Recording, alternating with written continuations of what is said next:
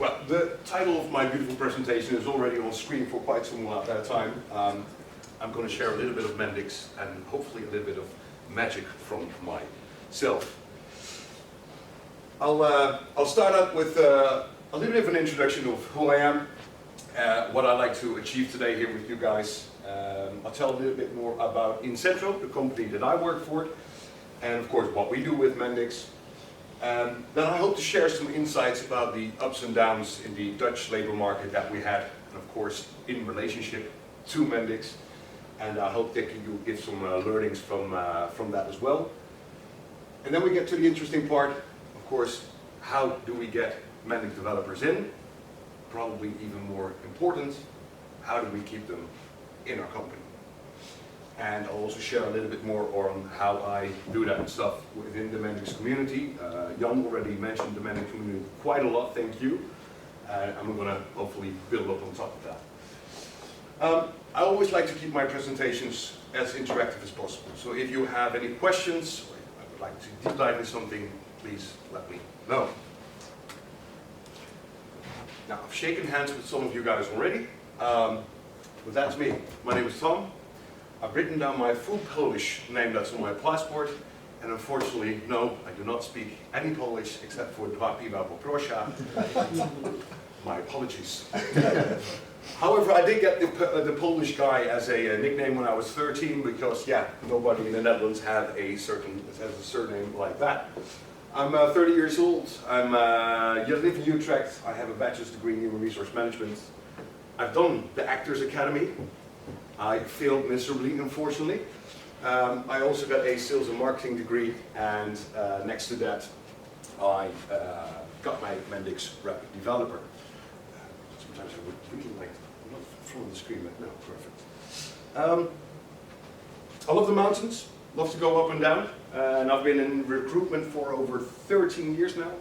I started at an agency in London, moved to a consultancy in the network infrastructure, cybersecurity. I became a manager of a recruitment team that was focusing on the Benelux and the DACH region, so that's Germany, Austria, and Switzerland.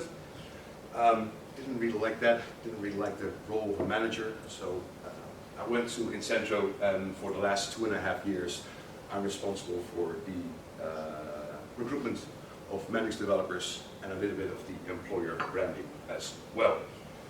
So written down very small here, I was nominated for most influential recruiter of the Netherlands last year. Unfortunately, it was only a nomination because I didn't win. I'll start off a little bit with Incentro. Incentro is an IT consultancy / system integrator. We have around 450 people working for us. We have different cells, and we're based in Amsterdam, Utrecht, Rotterdam, also in Spain, in the north, and then we have in Kenya, and we just recently opened shop in Bali, so Indonesia, where we also started a Mendix cell.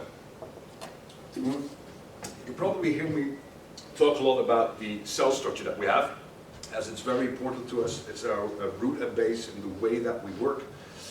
We have around 10 cells at the moment, and every cell contains no more than 50 or 60 people. So we keep our teams quite small, and they're all autonomous working teams. So no managerial layers, or complete flat organization.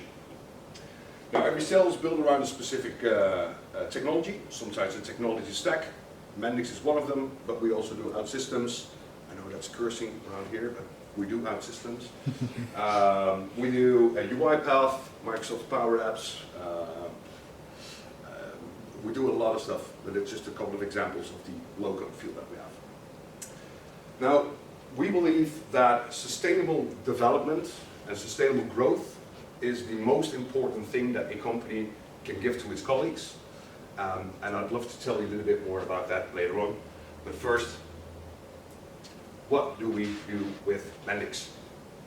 We are a platinum level partner of Mendix.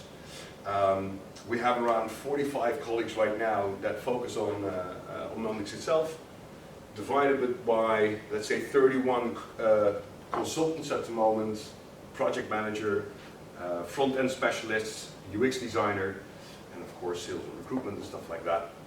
And we have a dedicated team for support, because we think that's very important that, you know, for the large enterprise level clients that we have a full-time 24/7 support. So, you know, we can't have any downtime or apps that are just have a couple of bugs that need to be fixed real quick.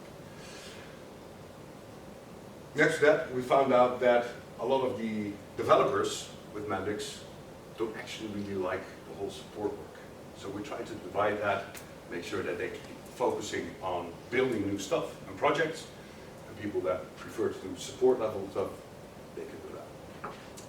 Now, our clients exist mainly out of manufacturing, semi-governmental, and for the next year or so, and a couple of years later, we really started focusing more on the agriculture. We already had a couple of clients in that level, in that field, and we saw that we started really grasp that area of expertise. So we're now trying to focus more on the agricultural businesses, etc.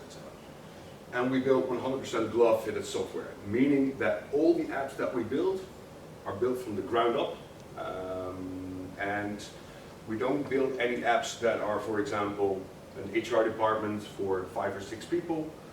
The apps that we use have mainly hundreds or even thousands end users, and they always have a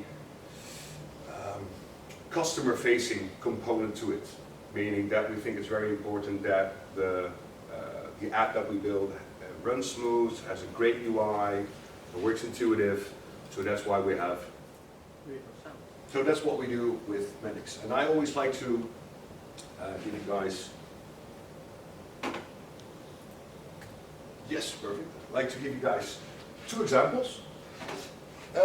One is Sanguine, the largest blood bank of the Netherlands.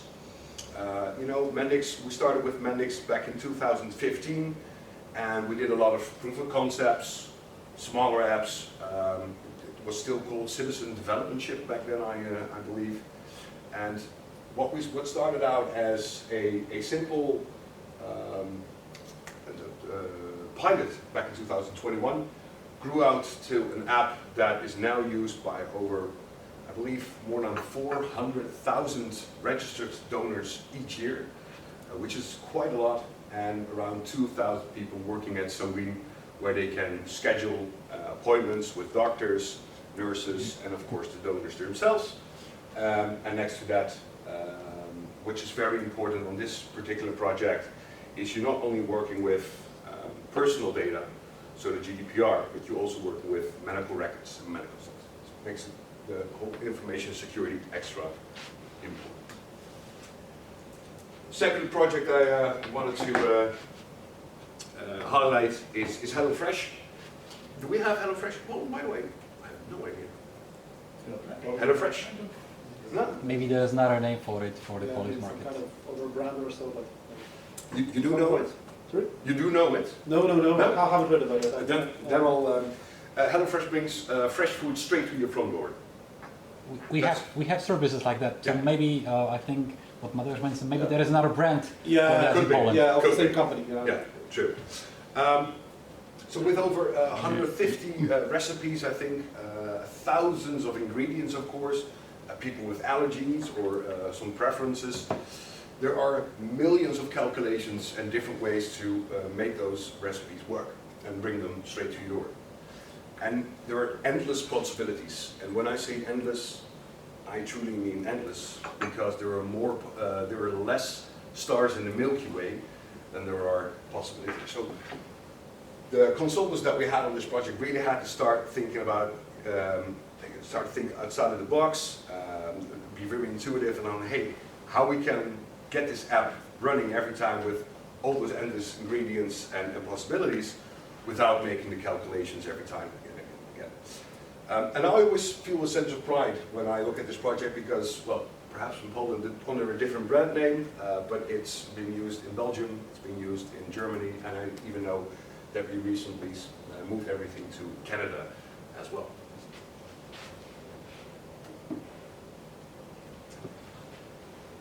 Now I wanted to share some insights on the Dutch labor market, and of course in relationship to Mendix. Again, we started from a citizen developmentship we saw that the Mendix market started to mature.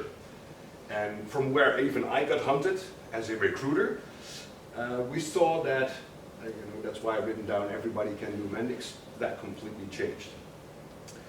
We saw that the market changed, that they only were looking for 5 years of experience. You had to have at least advanced certificate or even an expert. And we saw a huge growth in business requirements like consultancy skills, problem-solving skills, truly add value to your clients and not just build a little app. And that meant that our consultants had to change their way of working as well. It was not enough to just build another app. Mendix found its way to the core business of clients. It found its way in multi-app and huge enterprise landscapes. And the projects that we did were, a couple of weeks, perhaps a couple of months, and suddenly we started doing months or even years. And where we were the rebels that went in, back out, we suddenly had to be a serious consultancy group that really added value to our clients. We had to mature, but without changing, of course, our internal culture. More Mendix partners came up, a lot of them in the Netherlands. They started hunting down our best developers. The economy was booming, and suddenly within the pandemic, it dropped down again as well. So we saw a lot of changes in the last couple of years within that Mendix community. And if you haven't found out by now, and I think Jan was a perfect example in the story, the Mendix community is a very strong one. It's not that big yet. I think that we have around, let's say 2,000 developers maybe in the Netherlands. In the Netherlands? Yeah. Oh, I think more. I think more. Way More. more. You think more already? I think 1 0 extra. In Mendix developers already? In the Netherlands? In the Netherlands. I think we're up to 20,000, maybe 20,000. Really? Yeah, there's a difference between someone who's full-time expert and someone that has a rapid certificate and does something once in a month. Exactly. Yeah, I know. So there is Sure. it's not really clear, but Yeah. But a couple of years back, the Mendix wasn't that big yet, in other countries. So we didn't have the chance yet to get Mendix developers from all over the world and put them in partnerships.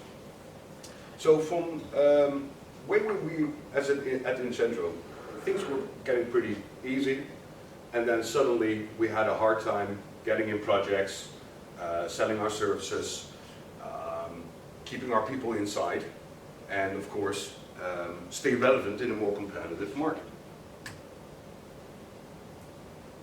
So here comes hopefully the interesting part. How did we get people in? And of course, how did we keep them from leaving? First, how did we track them, people in the Mendix community? Quick background story. Incentro, as I mentioned, sales structure completely decentralized, so it doesn't have a centralized recruitment organization in the organization. They did everything by agencies. So they paid tens of thousands of euros, even hundreds of thousands of euros to recruitment fees, but hiring one recruiter for just one cell or one technology is going to be very expensive as well. So, how did we manage that? A fun fact. People that get hired through an agency or an external recruiter tend to stay less longer than people getting hired directly. Another fact is people that are hunted by an agency tend to be an easier target for other recruiters and agencies as well. So they move outside of your company easier. And the other thing is a lot of external recruiters, and they don't all do that, but they tend to sometimes bribe your candidate just to get them inside of the organization. And they promise you golden mountains where everything is beautiful, and eventually it doesn't always have to be the match that you were looking for, that you were hoping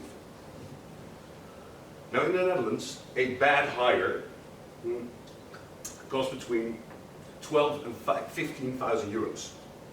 You have to consider the complete hiring process, rewrite your job descriptions, rehire the person that you just lost, the time allocation from colleagues, managers, everything and everybody involved in the process. Plus that person that just left your job or left the company is going to probably leaving in a bad vibe. It's going to be a bad ambassador for you. It's going to be a bad spirit.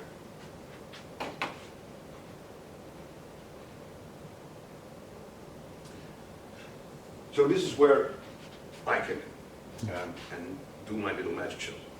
And I will start off with recruitment is definitely not a numbers game. It's a game of relationships, sustainable and long-lasting relationships. I go to every Mendix meetup I can, and that's why I'm here today as well, even in Poland. I get to know the partners. I want to understand what they bring to the table and what they offer candidates. I got my Mendix Rep developer because I believe that it's important for me as a recruiter to have a basic understanding of what a Mendix developer actually does all day. I take my time with good candidates, and even though if they're not looking around. I want to become the go-to person that if somebody's looking around in a year or in 2 years from now, I'm the person that is top of mind, and that they're going to call me if they start actively searching for a new job. I hope to create a face to a name. That's why I post a lot of pictures of myself on LinkedIn as well. And as you can see, I don't take myself too seriously. So I've taken some pictures of myself looking for candidates around the bushes. I want to be the person that is top of mind when people start actively looking for a new job. I create a face to a name to the company. I make sure I'm visible online a lot. And people don't realize, but it's just as in recruitment the same, people buy stuff from brands that they know, from familiar faces.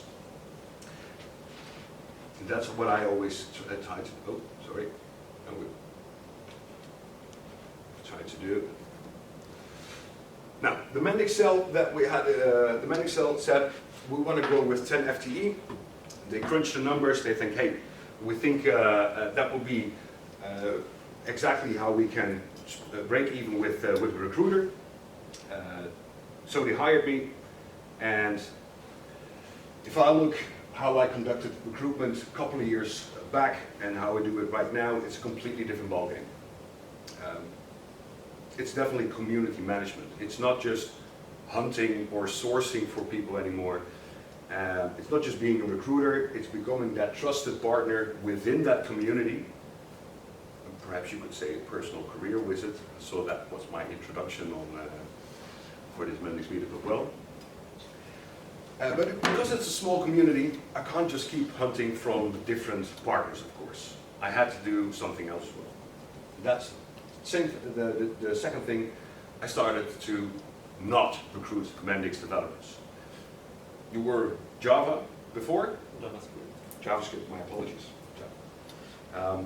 I started looking for Java consultants, integration consultants from different platforms, OutSystems for example, IT architects, everyone that already had a sense of feeling or experience objective-oriented programming, for example. Mendix has perfect learning paths, both on the basic, on the more advanced courses side. They probably have a very good time and a quick time learning Mendix. So that's the second thing I started.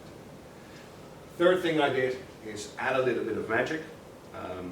We set up a very strong skill matrix where we were looking for. So think about technical skills, commercial skills, consultancy skills. We did unbiased and inclusive recruitment, which means teams from different backgrounds, they tend to tend to do a lot better than teams with the same background. And we're pretty proud to say that for an average within the European Union, we have 15% female in IT. We have around 27% right now. And we check for concrete behavior. A lot of people tend to ask the question within a recruitment process, what would you do if I would give you €1,000 and you would have to organize a team event? Yeah. He's going to probably give me a beautiful answer. Say, oh, €1,000, do something great. Now, what I want to hear from you is, when did you organize something for your team? How did you do it? The other way around. And when I have any doubts in the whole recruitment process that somebody could not handle the autonomy, the freedom, or the responsibility that we ask from our candidates, we do not hire them. I've trained my colleagues to check on cultural matches, assess the technical skills, of course, what to look for in more on the commercial side as well. And then lastly, recruitment, of course, doesn't stop at the hiring. You know, in the first 2 months, we think it's very important to still check the concrete behavior that we want to see. And if we feel that within those 2 months, somebody did not show the things that we wanted to see, we say goodbye. It's not about just filling a spot. It's about hiring somebody that truly adds value to your company. To come back on one of the first outtakes that I hope that you take along from this presentation. So if you want to build a Mendix team here in Poland that consists of strong developers that have a shared culture and a shared philosophy and that stay a little bit longer than 6 months, of course, make sure that you get a recruiter that understands your company needs and, of course, what the candidate needs when a Mendix developer or consultant is looking for. Now the second part is on how do we keep people in? Incentro is a very cultural-driven organization. And for that culture, we've been awarded 14 times, and I must say even 15 consecutive years by now, by Great Place to Work. Everybody heard from a Great Place to Work? No, the same survey in Poland. Perfect, excellent. Now, what does this mean and how did we achieve this? First, truly stay true to your core values. If a person, like I mentioned before, if it doesn't add to your core values, the person can be the best in the world, but it probably will not come to their full potential at your company. Second, listen to your colleagues. Help them achieve their goals. Tell them not how they need to do their job. Give them the right tools and let them decide how to do their job. Now, how could you do that? I've got 2 examples. Question, how would you define fun at the workplace? How I Define fun. If you're having fun at the workplace, what's fun for you? challenges, yes. New challenges? Okay. And let's say something less work related. So I can imagine, of course, as a developer or a consultant, it can be challenges, it can be projects, but something that we do as a team. What would you like to do? Working with team Yeah. and With your colleagues? yes, with my colleagues, and do something what Something fun? not done, something new. Yeah, something new? Cool. Yes, Yeah. developing something new things. Perfect. Excellent. I love wine. Oh, Yeah. okay. So if I would be the person responsible for doing the fun stuff at work, and I would say, let's go to wine tasting or check out wine cellars, I will be the one having a lot of fun, right? You probably a little bit less, or perhaps a little bit of fun as well, but what if I give you the time, the tools, and the shared responsibility to take care of at least one fun thing each year? One thing, Yeah, just one thing. time and share. I don't know, maybe Could be anything. It's okay. What I mean is, I'm going to give my colleagues, the whole team, the freedom to create your own happy place. But with that freedom comes the responsibility to create that for your own. I have another question. Who's a manager here? manager of a team, perfect. How many holidays does each individual in your team has? Yeah, it's quite difficult because it's dependent on what type of contract do you have. Okay, Yeah, so on average? it's 26 for the, let's say, normal contract. Yeah, No, 26 days each year. yeah. Now, for example, I will barge into your company and I'm going to be the new manager, and I would say to your whole team, you're going to have endless amount of holidays. What do you think would happen? I think that that doesn't change, yeah, because if people won't work with you, they will stay with, well, okay, maybe they will extend a little bit the number of holidays, but it will be 30, maybe 40, not much. Perfect. That is a correct answer. And research has shown that two things will happen. The first thing is that if, for an average 26, probably the majority of your team will take 20, 25, 26, perhaps a little bit more, but you won't lose anything on that. There will be one person in your team that will be taking 30, 35 days, for example. Now, if that person only had 26 days, that's going to be a problem. She's probably looking for a company where she does have 30 days of relaxing and holidays vacation. However, if that person has the freedom to choose to have 30 days, she's going to love to work for you.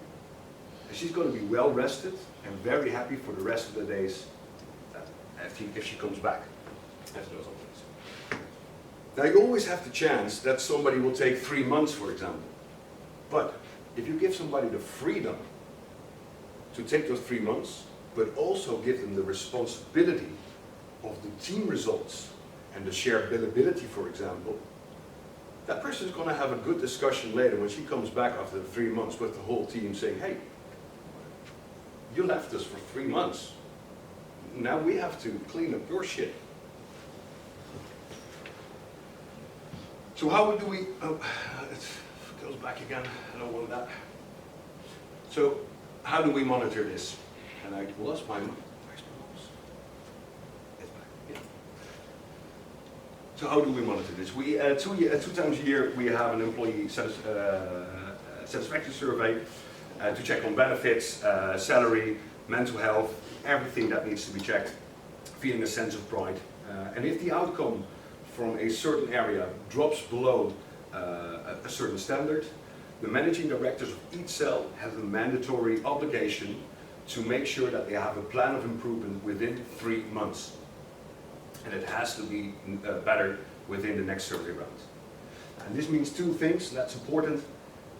The people that were not fully dedicated to grow as a person, take responsibility, and take things that matters in their own hand and add value to you and the company, they probably leave. That's good. The people who do, they will stay and they will be a great asset to you.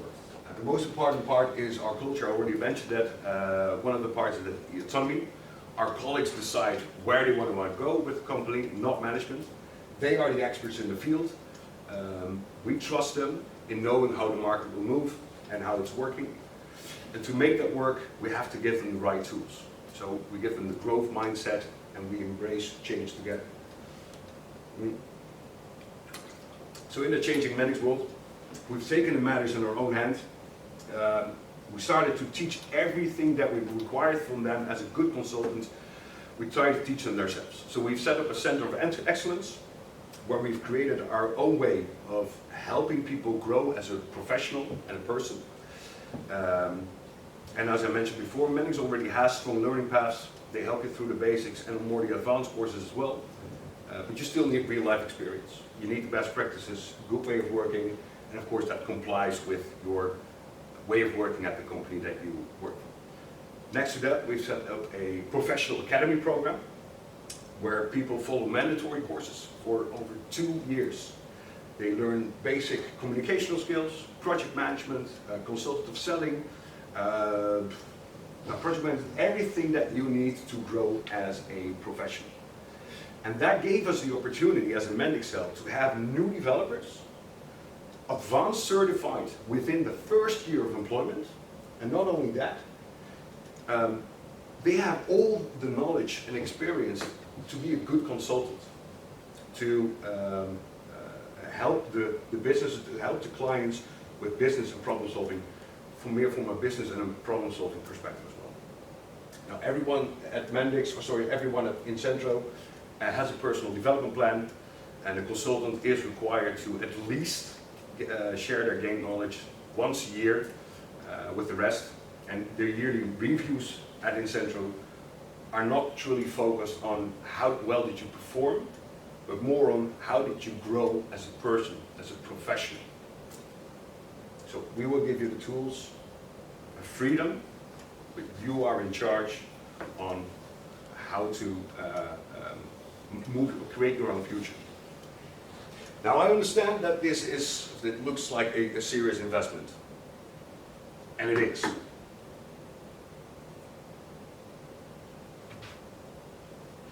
What if we train them and they leave? What if we don't and they stay? I think this, for a lot of managers, this is already a picture shown a couple of times. Poland, from my perspective, doesn't have a saturated Mendix market yet.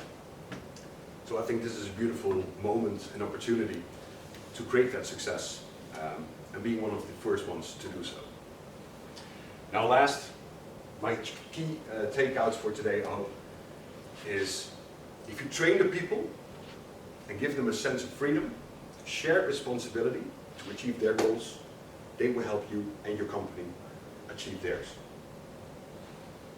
Second one, it's quite easy. Get yourself an in-house recruiter if you don't have one. Relationships is a serious business to be taken. I think that my relationship with Jan is a perfect example for this. Jan and I, we met 2 years ago at a Mendix Meetup. We stayed in touch. We tried to see, hey, how we can conduct business together. Just didn't work out back then. But now here we are, 2 years later, hosting and presenting a Mendix Meetup here in Poland. Quite cool. And as last, people don't leave for 100 euros or zloty more. A good salary is just a good hygiene factor. They leave if they have a better future somewhere else. Give them a shared goal, shared responsibility, and a shared purpose, and they will stay. And I would like to end my story with this beautiful quote. People are not the most important asset, the right people. Thank you.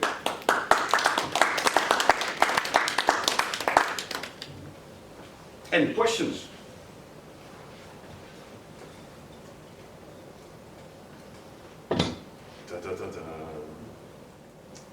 Then I would say thank you very much for attending. Appreciate it.